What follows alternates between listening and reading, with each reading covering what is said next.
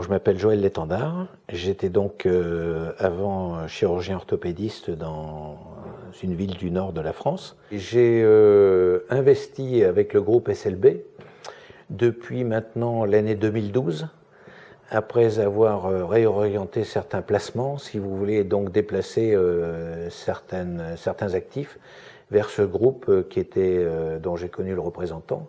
Et pour moi, la forêt représente énormément de choses, en particulier le repos, l'activité parmi cette chlorophylle, ces arbres et tout ça. Et puis donc j'ai toujours été intéressé par cette forêt, ce qui fait qu'on s'est retrouvé un petit peu en phase avec Monsieur Le Dentu pour créer et exploiter ces forêts.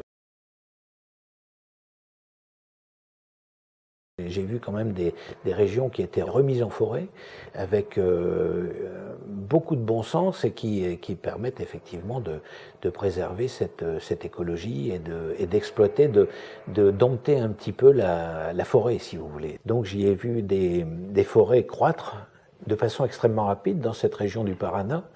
Et donc on voyait des terres qui étaient relativement vierges se couvrir d'arbres et croître très vite, avec un écosystème qui, parallèlement à cela, se produisait. On a vu par exemple des animaux forestiers se balader dans une forêt qui avait 2 ans, où c'était déjà une très très belle forêt. Et ce qui m'a impressionné surtout, c'était le décalage de cette croissance de forêt entre le Brésil et la France. Et ici, il nous faut quand même beaucoup d'années avant d'avoir de beaux arbres. Là-bas, c'est extrêmement rapide. Et c'est quand même lorsque je suis allé voir cette façon de fonctionner que j'ai pris ma décision d'investir et de créer ce genre de choses. La forêt doit être exploitée, mais exploitée intelligemment. Je trouve qu'il n'y a rien d'honteux à parler de forêt commerciale. C'est simplement une exploitation en bonne et due forme de cette croissance qui est inéluctable. Quand vous plantez une graine, l'arbre pousse.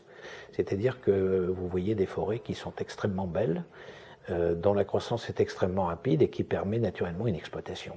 Mais en même temps un respect de la nature et un respect de l'arbre, parce qu'on ne fait pas n'importe quoi. Et ce qui m'a plu aussi, c'était son côté un peu écologique, où on laissait un quart, voire un tiers des anciens arbres, si vous voulez, pour permettre de laisser une écologie naturelle se développer.